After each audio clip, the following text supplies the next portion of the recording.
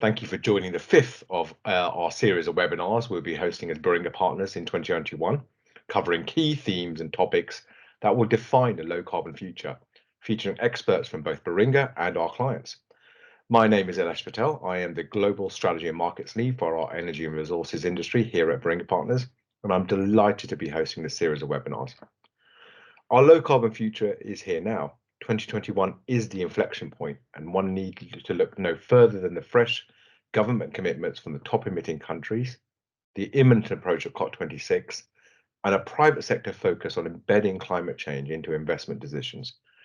2021 will, in my view, be the year of climate action. Now, this may be an optimistic view, which perhaps only I hold, but it comes with a warning. Our generation will be the first to feel the full effects of climate change and the last to be able to do anything about it. So 2021 is the year when transition must become transformation, in my view, where we must deliver on the promises and commitments we have made to a low carbon future. In that context today, we'll be focusing on renewable energy in the Nordics. With the most decarbonised electricity sector in Europe, the Nordics has led the way in onshore wind deployment over the last decade. However, the emergence of land and grid constraints, variations in weather patterns, and uncertainty around wholesale price trajectories have created a bit of a shadow over the sector. And I'll be exploring today where the opportunities and challenges for onshore wind in Denmark, Norway, Sweden, and Finland lie. The Nordics are a critical energy hub for Europe, acting as a battery through the prevalence of hydro generation, a supplier of gas to Europe, and increasingly a pioneering market in large onshore wind and offshore wind. We'll be discussing how the region would develop and how investors and companies should be using the region as part of their low carbon future strategies. To explore this issue, I have with me today Yinfan Zhang, who is Baringa's Nordics lead, and I'm delighted to also welcome Shyam Sankar, SVP Global Capital Markets, Energy Financial Services at GE Capital. Shyam has a long heritage in both debt and equity markets with extensive experience in renewable energy. His sector expertise combined with his finance expertise has been recognized both within GE in the role he plays today, but previously also at Barclays Capital, West LB, and as a consultant initially, indeed, with PricewaterhouseCoopers. So welcome, Shyam, and welcome Yinfan. Yinfan and Shyam will be covering topics including the fundamentals of the Nordic power market, onshore wind, the journey so far, a recap of prices in 2020, what did we learn from that, and options to de-risk in the future. And before I hand you over to them, I'd like to thank you again for joining today. Encourage you to make this a really interactive session by posting questions on the chat. And by all means, please raise your hand virtually if you'd like to ask questions outside of the chat. I'll aim to monitor both of those channels and draw you into the discussion during the webinar. Please don't be hesitant in doing so. The more interactive this webinar is, the better it'll be for, I think, everyone joining today. With that, Yinfan, I'm delighted to be able to hand over to you to take us through your assessment of the future of the Nordics renewable energy markets and your perspectives on that. Thanks, Elesh, for the introduction.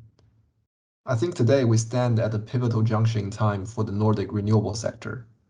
And I agree with Elesh that the coming decade will likely see decarbonization pushed higher and higher up the political agenda. Onshore wind and solar are likely to see very strong growth in Sweden, Finland, and Denmark, respectively, in the near term. Offshore wind, hydrogen, and power to X all have the potential to transform the power sector in the medium to long term. But before we jump into these interesting technologies and topics, let's take a quick look at the recent past and the present, as I believe they can give us a lot of insight about the future.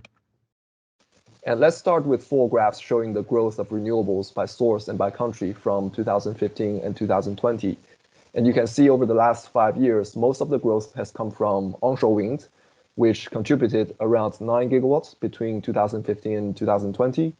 Solar contributed around 2 gigawatts, and offshore wind relatively muted at around 0.5 gigawatts overall.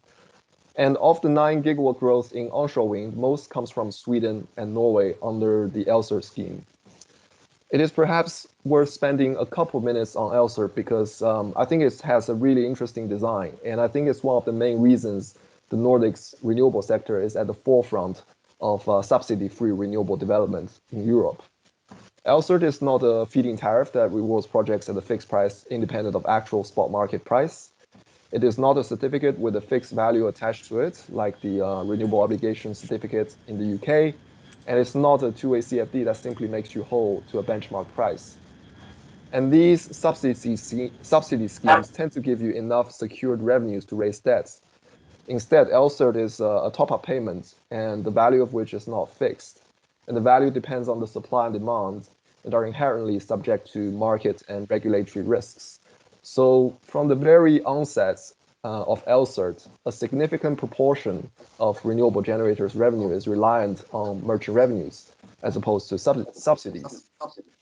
Renewable generators were therefore forced to manage merchant risks from very early on. And over the last couple of years, LCERT prices have been quite low, which makes merchant revenues even more important. And I believe the early and heavy reliance on merchant revenues has spurred the development of subsidy-free projects in the Nordics and really encouraged the development of the PPA market as a means to de-risk merchant revenues. So to me, it's no wonder that we are seeing Norway, Sweden, Finland, and Denmark at the very forefront of subsidy-free renewable development.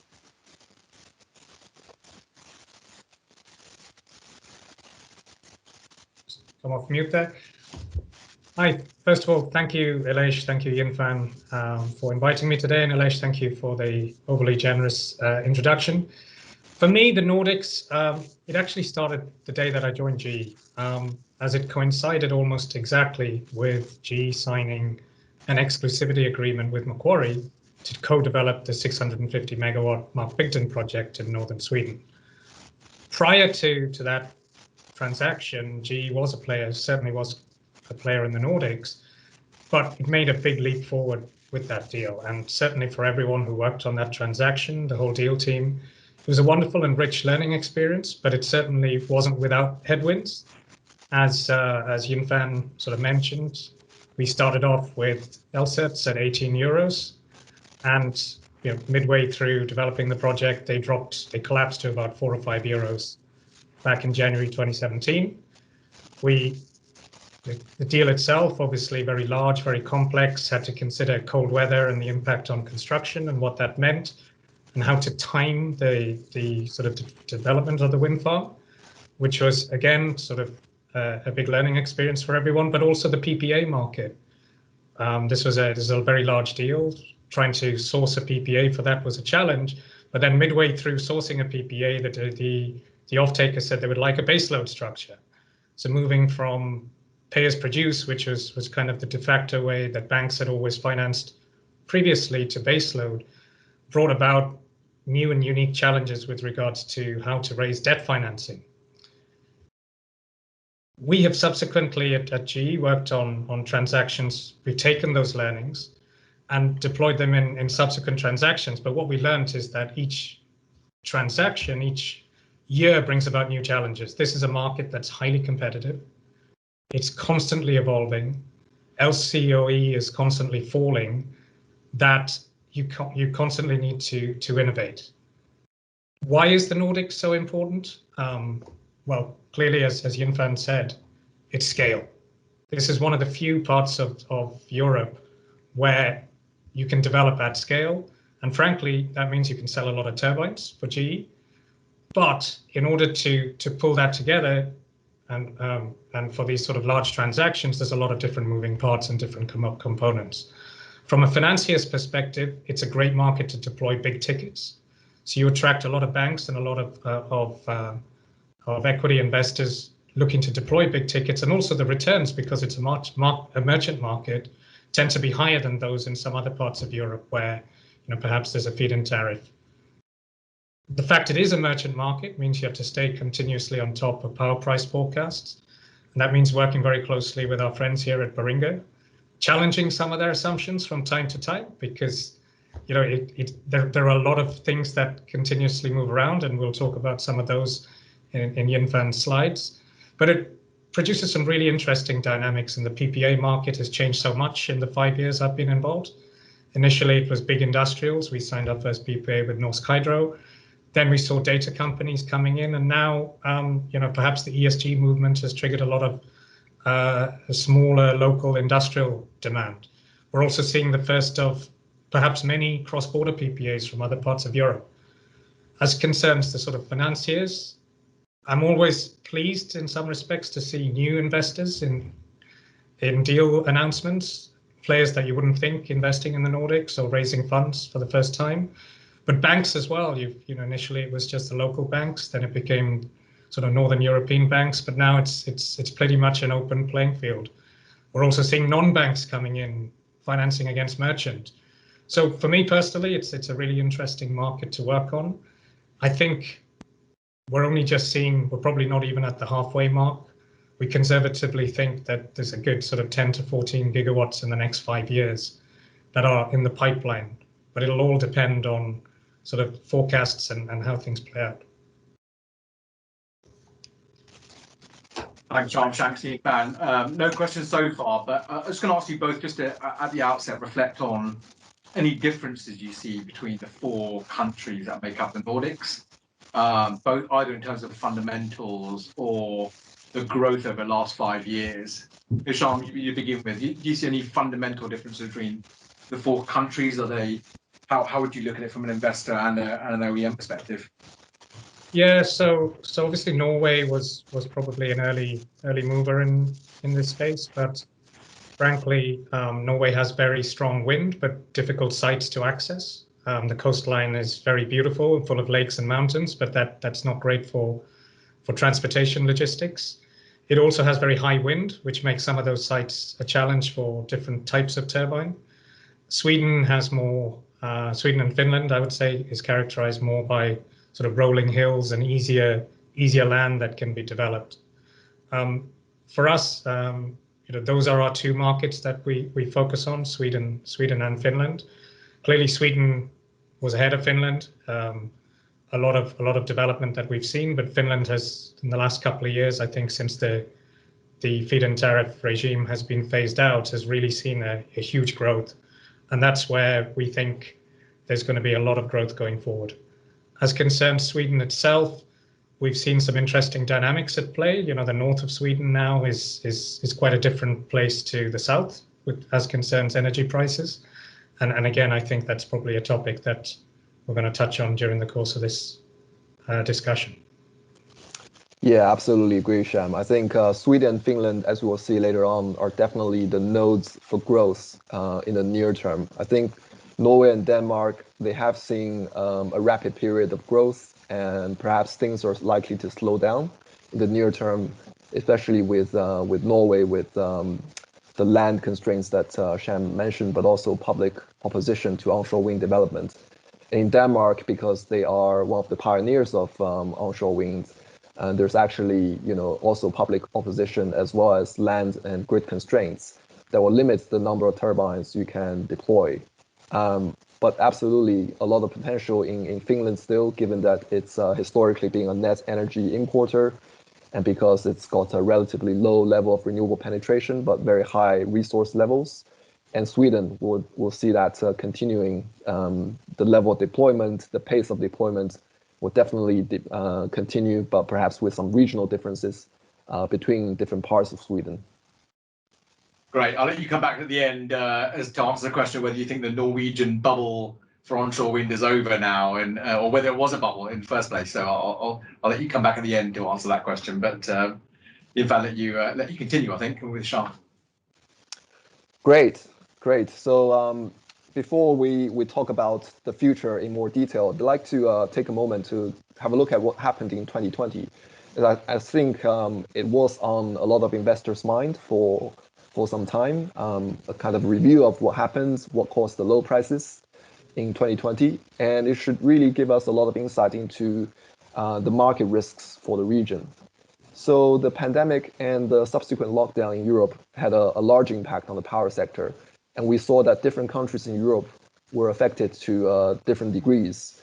In the UK and Germany and Poland, for example, power prices at a base load level reduced by less than 10 euros per megawatt hour. In Spain, which was amongst the more the harder hit countries in Europe, prices dropped by around 14 euros per megawatt hour. And the Nordics overall fared a bit worse than other European countries, but the picture is quite nuanced between regions and regions. In Denmark and Finland and southern Sweden, for example, power prices reduced by 14 to 17 euros per megawatt hour, so similar to Spain, a little bit worse. But northern Sweden and Norway, on the other hand, saw prices reduced by 20 to 30 euros per megawatt hour. And when we look at system price, which is a trading benchmark calculated assuming no transmission restriction within Nord Pool, it fell from 39 euros to 11 euros, so a 28 euro drop. And what were the drivers of price reduction in the Nordics? We carried out a reconciliation exercise on the Nord Pool system price and show that in the graph below. And we believe that the first two drivers are demand and commodity prices, which were impacted by the pandemic. And they contribute around 10 to 12 euros per megawatt hour price drop. To a large extent, these are two common factors affecting power markets across Europe. But in the Nordics, demand was also affected by a very warm winter at the beginning of 2020. The third driver, and it's more of a Nordic-specific driver, is high wind conditions in 2020. So in addition, the pandemic did not slow down the increase in installed wind capacity. And these two factors combined mean that 2020 saw record wind generation, which subsequently pushed down power prices. The fourth driver is hydrology. 2020 has been an extremely wet year with above average precipitation and snowmelt. And we saw in Norway, reservoir levels broke the record. And in Sweden, we saw reservoir levels were also in the top quartile of historical range. This has led to stronger competition in the wholesale market, and hydro plants were sometimes forced to offer very low prices in order to secure dispatch. We estimate that the competition in wholesale market and the excess hydro generation contributed around 8 to 10 euros per megawatt hour to the wholesale power price reduction. And I guess there are a number of other factors that caused power prices to drop as well. One of the more important ones is interconnector availability and export restrictions. So there were periods of time in 2020 where the Nordic countries weren't as able to export power during periods of excess supply as they usually were. And therefore, the excess wind and hydro cannot be exported to neighboring countries, which further exacerbated the price pressure. These factors not only caused spot prices to go down in 2020, we also saw that they influenced the outlook in the forward markets. So, for example, back in November, December, I remember that the 2021 and 2022 system futures that were trading at NASDAQ were trading only in the high teens and low 20s euros per megawatt hour, respectively. And these low prices were negatively affecting price forecast amongst the market advisors as well. And in effect, they were also seriously affecting project valuations at the time. And perhaps with that observation, I'll hand over to Sham to give his perspectives on the year past.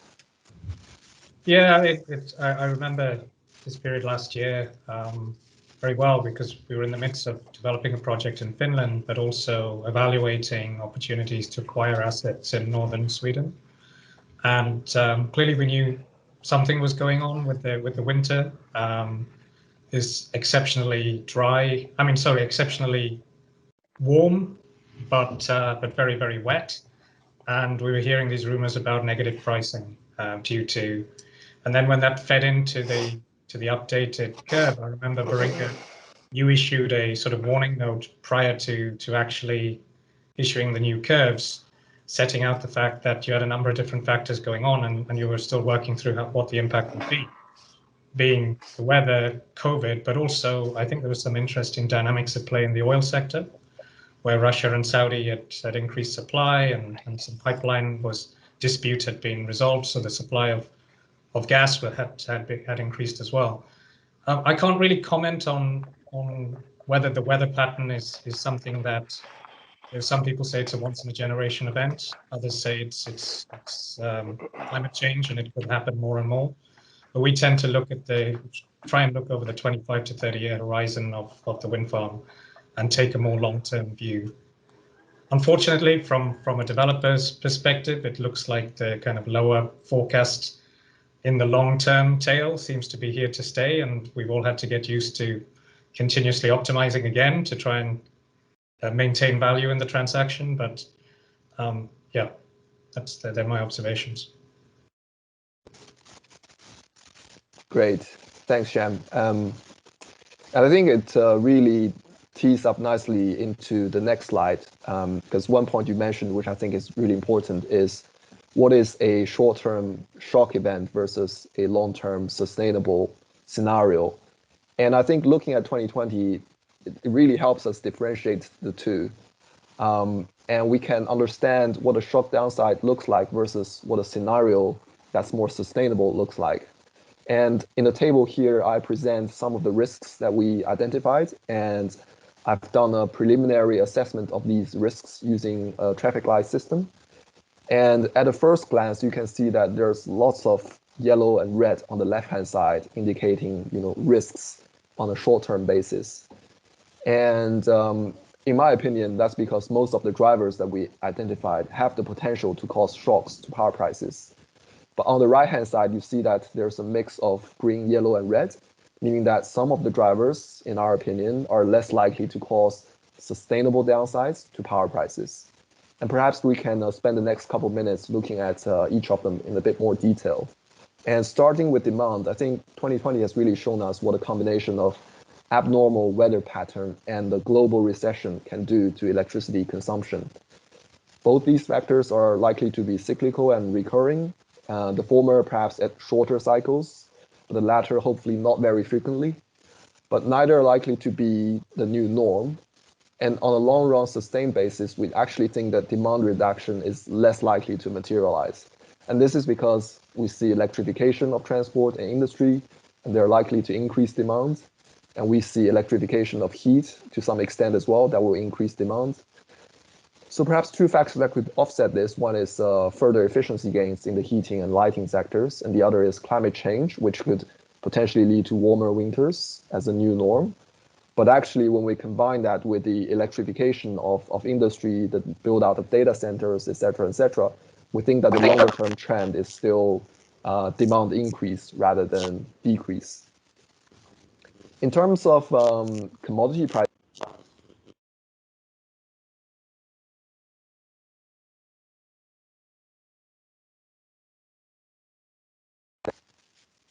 apologies. Can everyone hear me? Yeah, we lost you for a second there. Yeah, Van, so we might want to speed up on this slide just to give us some time. Of course, yes. So I guess let's just pick another example of carbon price. When it comes to EU ETS carbon price, I think the introduction of market stability reserve has really helped stabilize the markets. And we already see prices well above 40 euros per ton today. I think this is one of the risks that in the long term is actually going to be lower because of the general trend of decarbonization, because of the tightening of EU ETS. I think it was just last week that the EU announced that EU ETS in phase 4 is going to cover more sectors going forward. So I think these factors will put upward pressure on carbon price. And I guess bringing it all together, we can conclude that 2020 was an extreme downside for some Nordic price zones, as multiple things happened coincidentally to drive down power prices. But nevertheless, 2020 did provide a glimpse into a future world of high renewable penetration and exposed some of the vulnerabilities of power prices against these risks.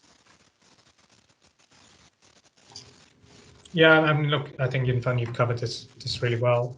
A couple of points, certainly from my perspective, that'll be interesting is what are the impacts of the interconnections? It's still not clear to me just how much they're going to impact the price and whether this has been factored in the longer term. When you look at the price differential to northern countries in Europe, Germany, UK, Poland, it's quite large. Obviously, there's a lot of coal that needs to be phased out. So, what is that? What is the impact of that on the longer term prices? And also the grid. And we've touched on it, the grid constraints between North and South Sweden. I think this is really quite a major topic because northern Sweden is where you have the potential for the larger scale developments. There's more land available, but there's lower population. You need to actually export that to southern Sweden or through the interconnections in order to make those plants viable. Otherwise, you have heavy curtailment in those sectors, which is going to impair the which projects actually are able to be viable. A good question. I think Paul Hennemar's got a question. So Paul, feel free to take yourself off mute if you'd like and ask it directly. Sure. Hi, Lesh. Hey, Sean. Yeah, just a brief question. I mean, NordLink connecting Norway or Nord Pool with the German market is just, as I understand it, come online or will shortly do so. I was wondering if Baringa's had a look at what the impacts of that might be. There's been lots of discussions in Germany over the years about turning Norway into one gigantic pump storage facility for the European market. But just curious as to your musings on that. Sure. Shall I give my perspectives first? I think NordLink at a fundamentals level is going to be quite helpful to the Nordics in terms of having that flexibility to import and export power depending on the time of the year. So for example, over winter peak periods, we do expect the Nordics to import power from Northwest Europe because there is an energy deficit. It tends to happen in winter peak periods. But certainly during periods of excess, the Nordics will have the ability by interconnectors to share that power with countries like Germany, Netherlands, Poland, the UK going forward as well. In particular, NordLink is not being utilized to its full capability at the moment because of what's happening in Germany. We know there's a lot of wind development in northern Germany, and there are grid constraints over there. That's actually reducing the export capacity from Norway to Germany at the moment, and that's not going to go away until at least 3, 4, 5 years time. And so whilst Germany can export power to Norway, Norway can't do that to the same extent to Germany. And I think that will have an impact on Nordic pricing. And what this tells us, the lesson learned there is not just about the interconnectors, but also about grid infrastructure in the countries that you connect to and whether they're able to take and accommodate the power. And I think when we look at future interconnectors with the UK, with Poland, with Estonia and other countries, it's something that we will need to take a closer look at, not just the interconnector itself, but the grid infrastructure and the capacity mix in the connecting countries as well. Thank you. Right. Right, I think let's keep going in the interest of time. I think you've got some really good material to cover in terms of your views on the market and Sean's view of the market going forward. So let's cover those off.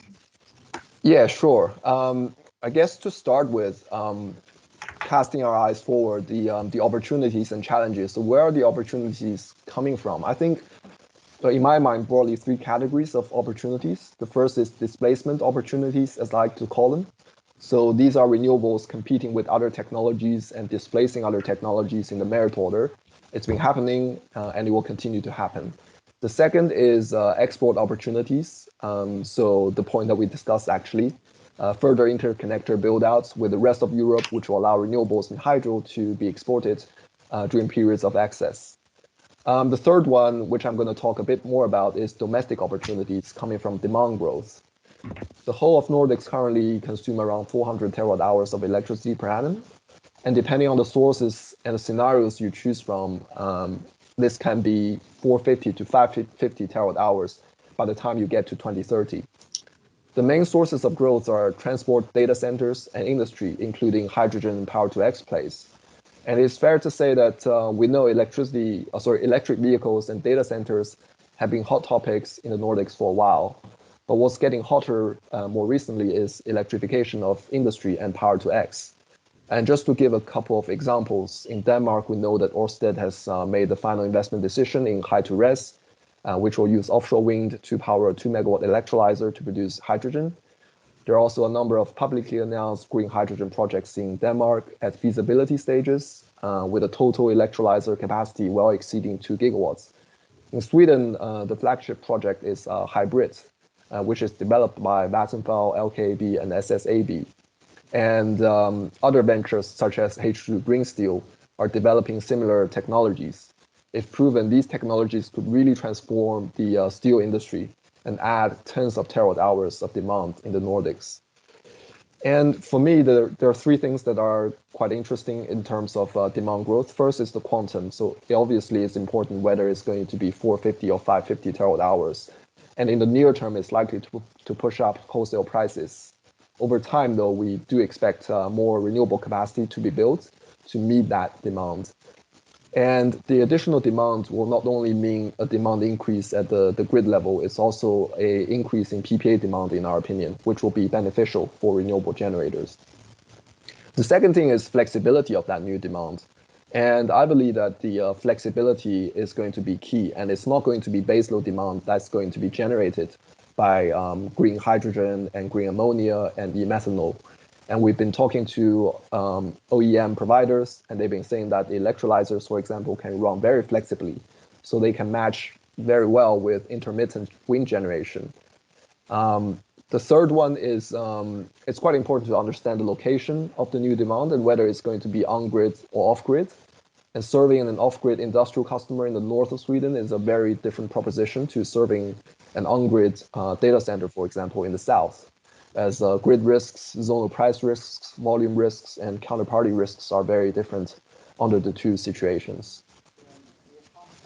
That's a really, I mean, a couple of quick observations here, Sharm, and good to get Yin-Fan and Sharm to get your observations. I mean, it seems in a highly electrified market already, like the Nordics, to be experiencing this volume of growth, and it looks like we're adding, in our view, 75 terawatt hours of new demand, which is, I guess, broadly equivalent, to about 20 gigawatts of new capacity at 45% load factor to be added over the next 8 or 9 years. I mean, that seems an incredible amount of demand growth. So that question of a bubble almost seems to go away. This feels like real demand growth driven by real industrial and other demand.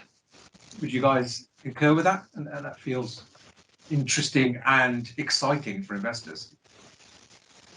John, maybe you first.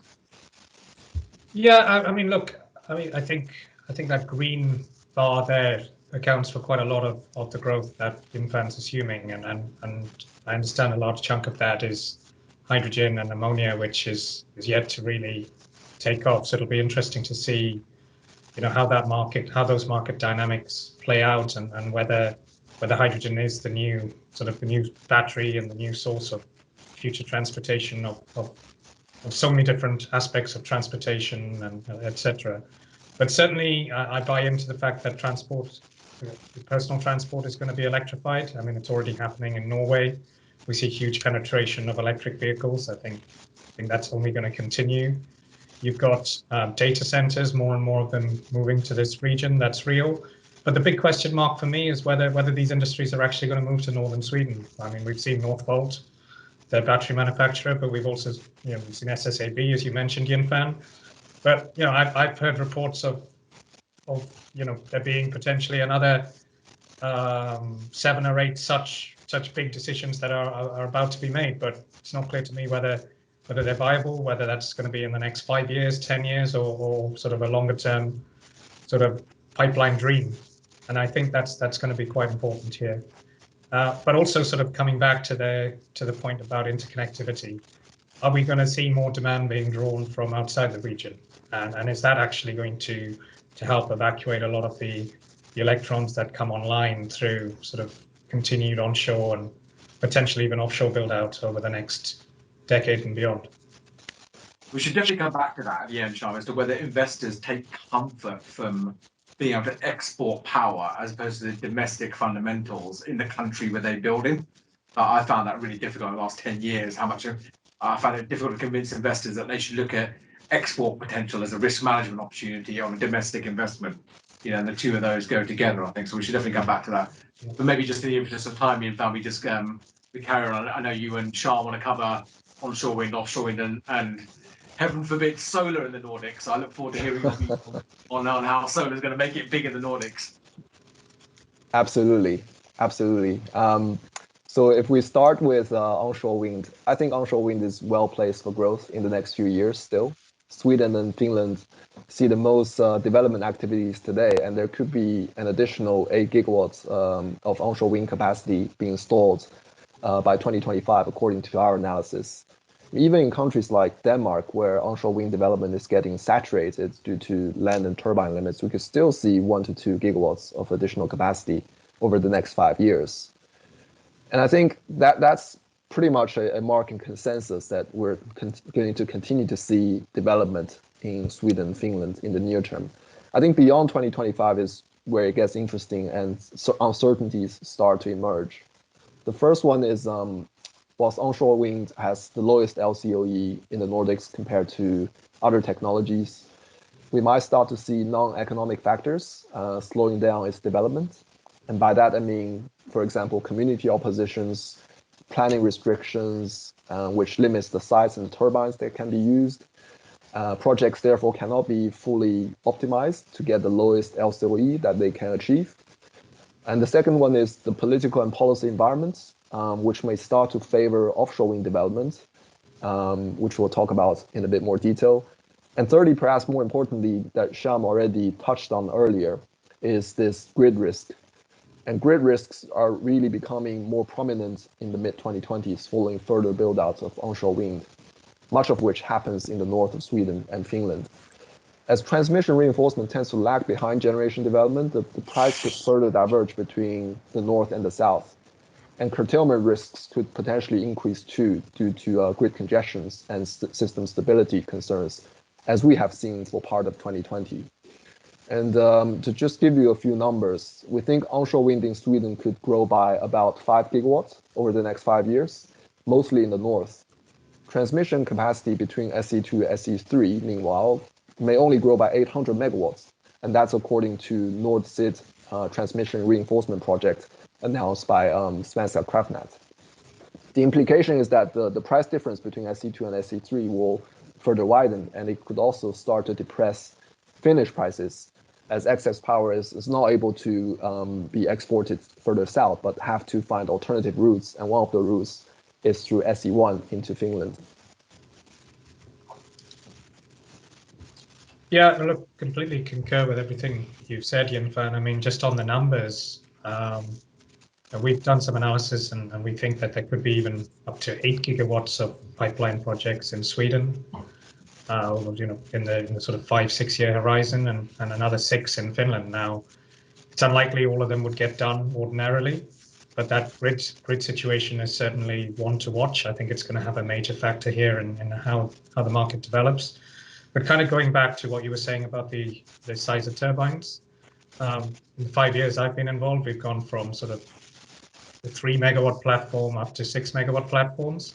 How much further is that going to go? Tip heights have increased from 200 to 250, and some developers now are talking about getting permits for 300, which really would, it's a significant step up.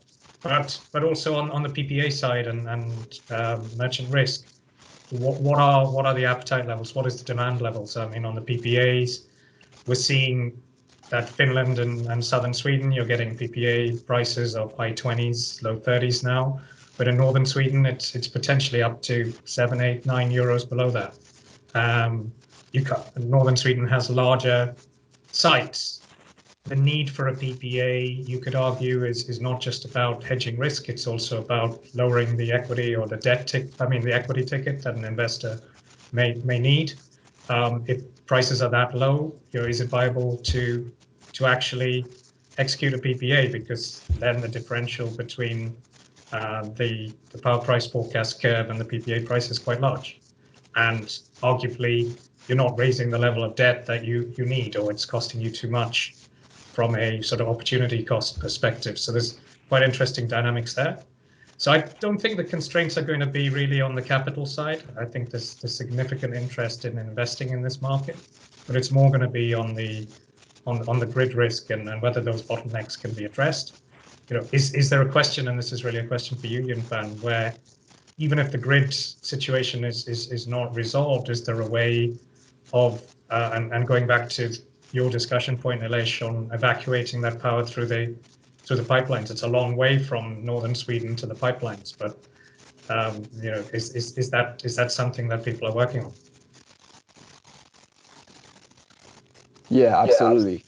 I guess from my perspective, Sham, the liquidity of that cross-region hedges is going to be quite important. As we know today, EPAD is the main tool for hedging basis risks between different regions.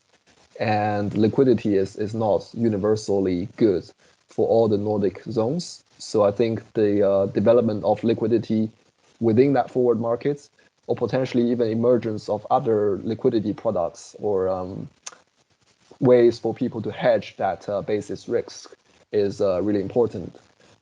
Financial transmission rights or even physical transmission rights have been discussed and raised in the Nordics before. Didn't go anywhere in the past, but I think if we have further price divergence between the north and the south, people are going to start to talk about it. And I think fundamentally grid risks currently is not within control of the generators, and it's still within the grid company's remit to manage those risks for the generators. And I think that discrepancy and that alignment of interests would need to be further looked at.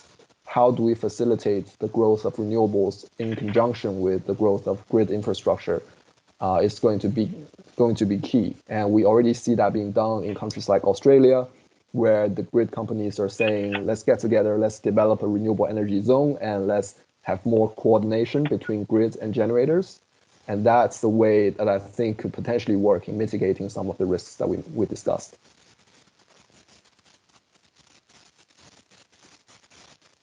Great. Let's move on to offshore wind. I'm interested in both of your views as to whether, if you're an investor today, you jump forward and go to offshore wind and skip out the onshore wind altogether. Yeah, and that seems to be what more than 70% of our audience here think is going to be the greatest growth opportunity post 2025. And indeed, when you look at the headline numbers, it's quite attractive. We have 2 gigawatts of announced tenders in Denmark already, in Thor and Hesselø, plus a number of open door regime development sites. In Norway, they recently announced 2 sites for offshore wind development, totaling 4.5 gigawatts capacity. And then we got, although no subsidy schemes or auction schemes being announced in Sweden and Finland, we have more than 10 gigawatts of projects already lined up in the pipeline. And looking beyond the known pipeline and the current technologies, we have energy islands, we have combined grid solutions, which are being proposed. And they offer multiple applications like generation, transmission, energy conversion. And the 2 Danish energy islands, for example, could support up to 12 gigawatts of offshore wind development. And we have seen, multiple announcements, bilateral, multilateral agreements between governments and TSOs, covering the Nordics, the Baltics, Northwest Europe, and the UK. And they really have the promise to transform offshore wind projects and interconnector projects in the North Sea and the Baltic Sea. But actually, you look beyond the surface and beyond the headlines, we start to see there are still many uncertainties surrounding the sector. I've listed a few of them on the right-hand side, but just to pick a couple. The first one is who's going to be the main participants in offshore wind space? Will it continue to be dominated by utilities like Ørsted and Vattenfall, or will some smaller players come in and join the party? And I think from my personal perspective, larger players will continue to enjoy a competitive advantage, just given their experience, their size, their access to capital, and their risk-bearing opportunities. However, I think there is also a role for some of the smaller players who have onshore wind experience to play in this area. For example, they have local market knowledge and they have a network of contacts from years of developing onshore wind opportunities that they can really take on the earlier development tasks and look to partner up with a bigger player later on. I guess a prime example of that is we know Iberdrola bought Svea Wind last year, 9 gigawatts of pipeline, and that's a great illustration of that model working. And I guess another one is, what kind of support schemes will emerge in Norway, Sweden, and Finland. And I think they're really important because from an economic perspective, the LCOE of offshore wind today in the Nordics is still way above the wholesale price level. And I think in order to see the gigawatts of ambition being realized, you really need to have some support schemes to provide some risk mitigation for offshore wind development. And we have the upcoming floor auction that happens in November that has this novel hybrid CFD structure. And we're yet to see whether that CFD structure delivers the risk mitigation on its own, or whether there needs to be further risk mitigation in place to help offshore wind being financed. Yeah, some really great points there, Yunfan. I mean, given the lead time on offshore wind, I mean, putting Denmark aside, Sweden, Finland, and Norway obviously benefit from very long coastlines, and it's natural that offshore wind at some point comes online. But it feels to me, from where I'm sitting, and this is just my own personal view, that they're probably a little bit behind countries like Poland, who are really engaging right now and focusing on offshore wind. And by the time that offshore comes online, it might be sort of right at the back end of this decade, maybe even into the 2030s. That so your initial question, Elish, about is this optionality for investors today? Well, maybe if they're prepared to wait. But I think if you have cash to deploy in the next few years, then you probably have to wait for offshore to come online. A comment I also have is I've seen some pretty wild fluctuations in the numbers I've read in different reports.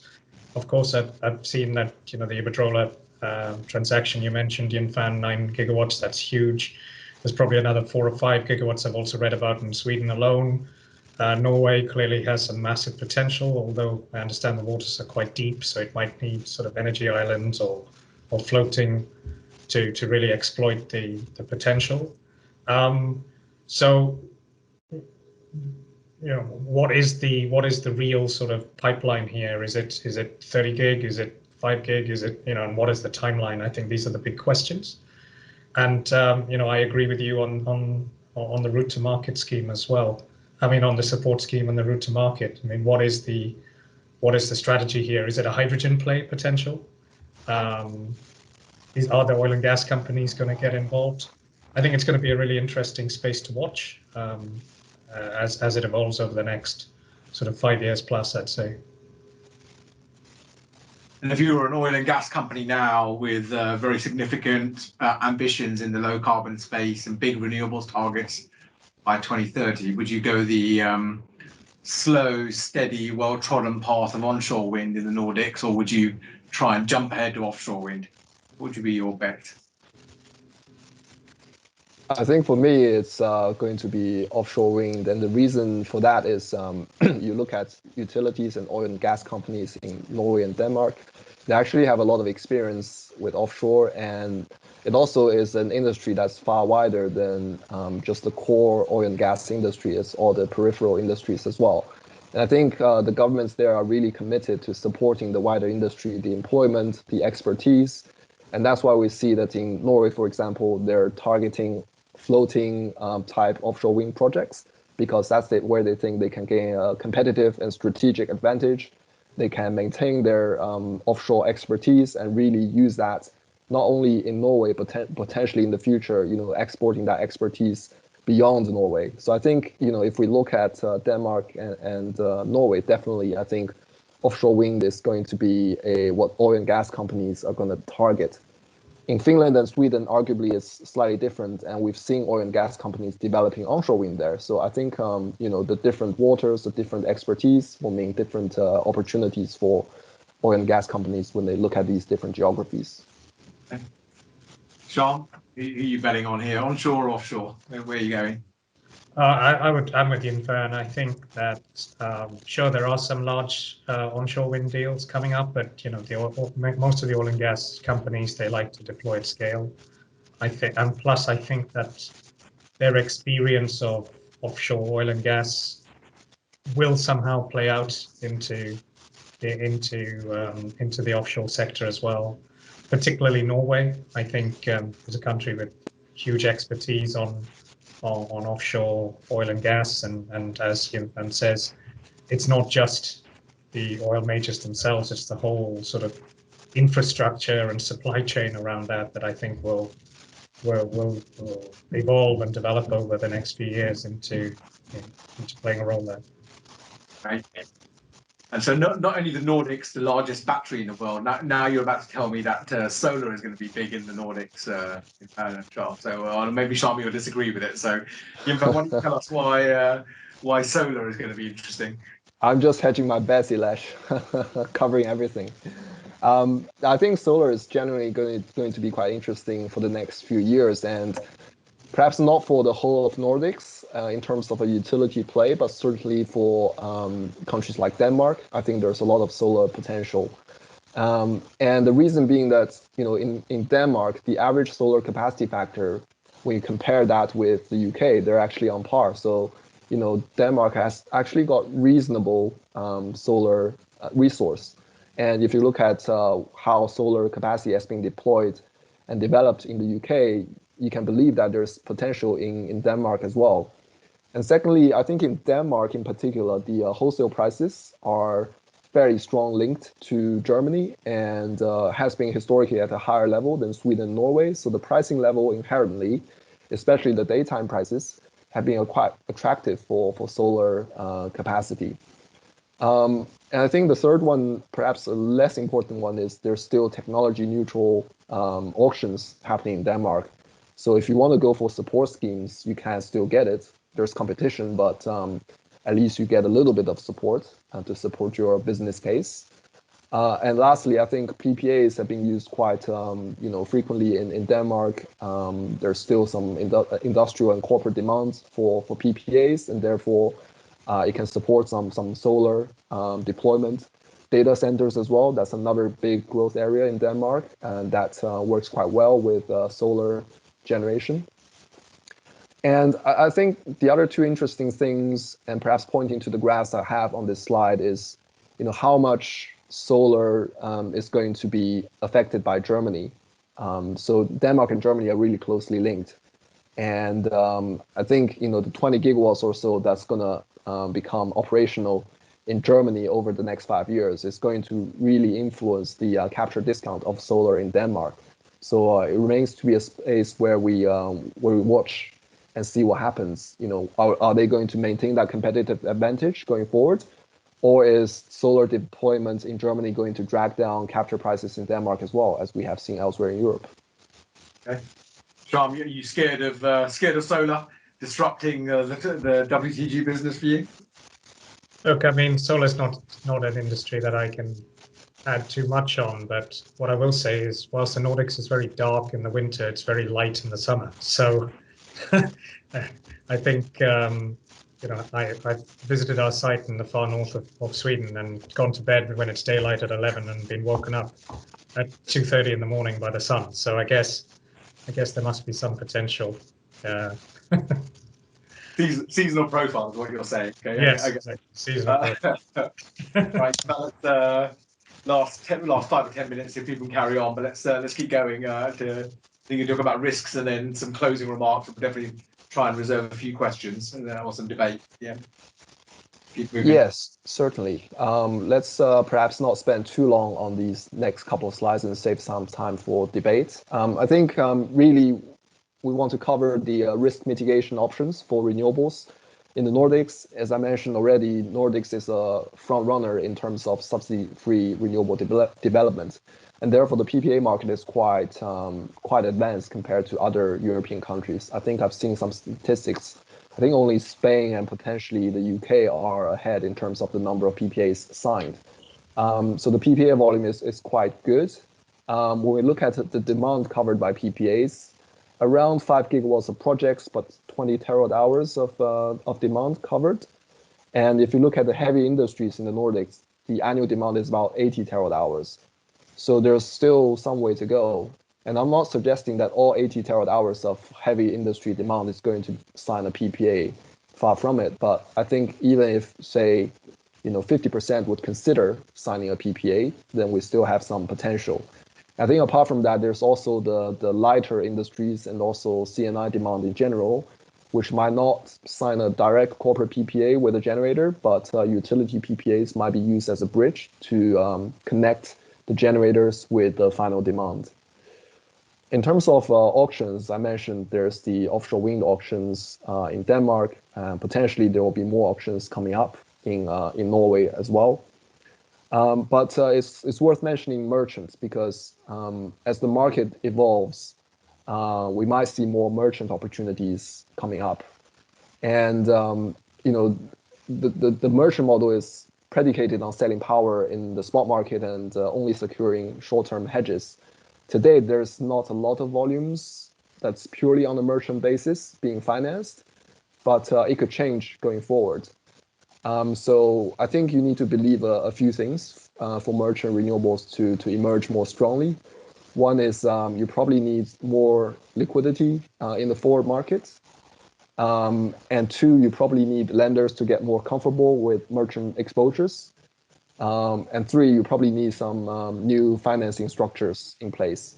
And these things are already happening. We are already observing these things happening in the markets, and people are more open to discussing merchant structures. And perhaps I'll let Sham talk about what he has seen in the market and what they are doing. Yeah, thanks, Yunfan. Certainly, if we look at what we have experienced and the sort of the times we've been out to the market looking for PPAs in the last few years, initially, our first PPA, as mentioned, was with Norsk Hydro. I think it was fairly typical 5 years ago to seek an industrial player and get as long a PPA as you could and try and hedge as much volume as made sense. And we hedged over 70% on our first deal. Then when we went back out to the market a couple of years later, it had evolved in such a way that the data companies were had come into the market.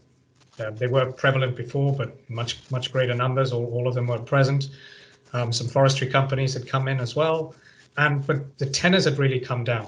And the reason I think the tenors had come down is that twofold. One, equity investors didn't really value hedging way out there for so long, because obviously the curve tends upwards, that it costs you more to hedge, as you go further out from an opportunity cost perspective. But also crucially, banks had introduced this concept of negative tails. So with sweeps and lockups, you could still raise pretty much the same level of debt without having to go out to 15, 16, 18-year tenor even on the PPA. So that was one evolution that we saw. And then more recently, we've seen other players coming in, more local industrial players. I'd say we saw that last year in Finland when we were out looking for a PPA. A lot of names that were very local. And what was driving that? I mean, was it ESG? Was it as you click into the 2020s, that became a more important metric for corporates to be enabling green power, which is kind of another point, as in, if you want a PPA, do you have to lock it in before you start construction in order for the corporate to say, look, this is we've enabled additional green megawatts. There is no definition of additionality, as I know, but I guess it kind of depends from corporate to corporate how they look at it. But also what we're seeing is some investors saying, maybe I don't need a PPA, maybe I'll keep it merchant. And again, the banking market has, whether it's the banks or other lending institutions, we're now actually seeing more structures where they're willing to lend on merchant structures and go long term. Previously, it was more mini-perm in nature, maybe 4 or 5 years of debt with the need to hedge on a 3 to 5 year basis on forward contracts. And if you don't, then there's an automatic sweep and lockup. But now we're actually seeing some structures which is long-term merchant. Another interesting dynamic we've seen, and in the last deal we put together in Finland, we asked investors, well, how much hedging do you want? We had an off-taker, and they were quite flexible as to how much we could contract with them. And they actually went down the lower end of what we put out there. We said 60 to 70, and most investors came back uniformly and said 60% would be our preference, which suggests that they only want the hedge in place to raise debt, not because they want to hedge their own returns. I mean, that may not be the case for everyone, but that was certainly what we took away from that process. Great, thanks, Sham. You can maybe just click on to the next slide, and we use that as an anchor to take questions, please, and comments from attendees. Please just feel free to raise your virtual hand or take yourself off mute and ask away.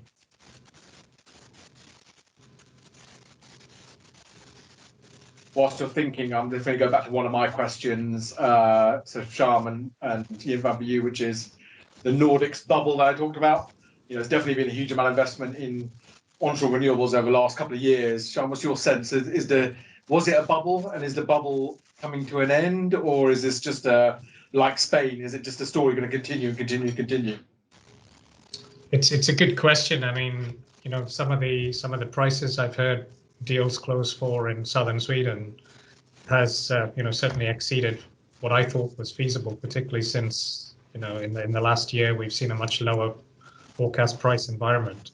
Although saying that, southern Sweden clearly has held up. But even looking at it on an IRR basis, it seems that some investors are, perhaps they have more faith in the market than they did a few years ago. IRRs seem to, expectations seem to have come down, particularly in southern Sweden. Is it a bubble?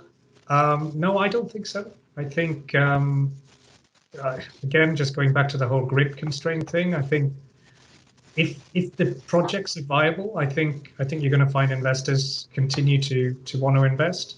I think this whole ESG story is real. It's not just corporates demanding PPAs. It's also pension funds and the average Joe on the street wanting to make sure that their money's going into good causes. So I think there's a lot of money flowing into the sector that's going to keep. So it's going to be available if projects are viable. Yeah, totally. Sorry, and your view?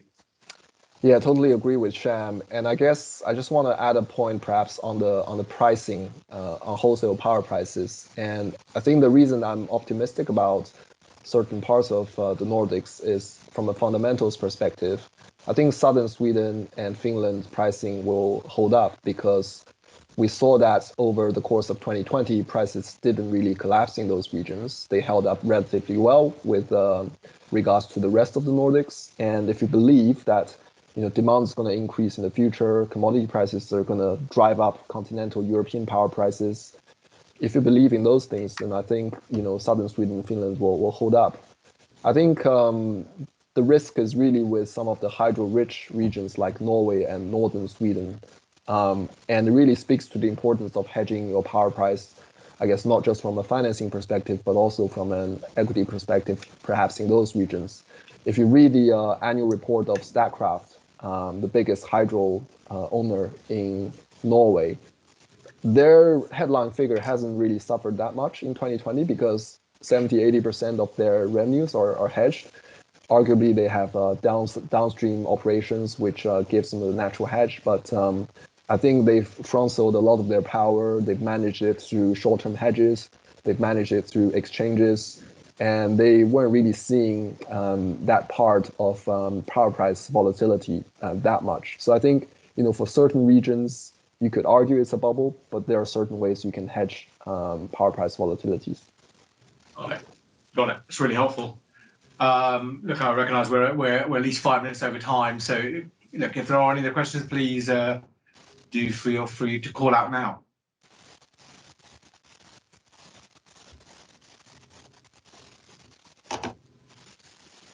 Great. Well, look, thank you for attending today. It's great to see so many industry colleagues, clients on the call today.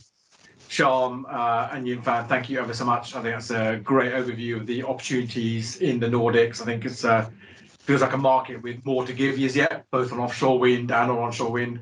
I'm not sure about solar, but I think the storage potential of the market as a kind of battery for Europe means it's at a pivotal place in the European energy landscape and transition low carbon economy. And I love the viewpoint that demand creation in those markets for certain industries will drive renewables growth. That feels like a really important linkage to have in our low carbon transition journey. So thank you both again. Really appreciate it. Great webinar. And I think our next one will either be on battery storage, comparing and contrasting rather experiences in Australia and the UK, and we'll shortly follow up also around offshore wind, I think, where there's an important topic developing that we need to, I think, be useful to talk about, which is on offshore wind coordination and the idea of multi-transmission interconnector hubs in the North Sea. So both of those are to follow in the next few weeks, which we'll send details out for very shortly.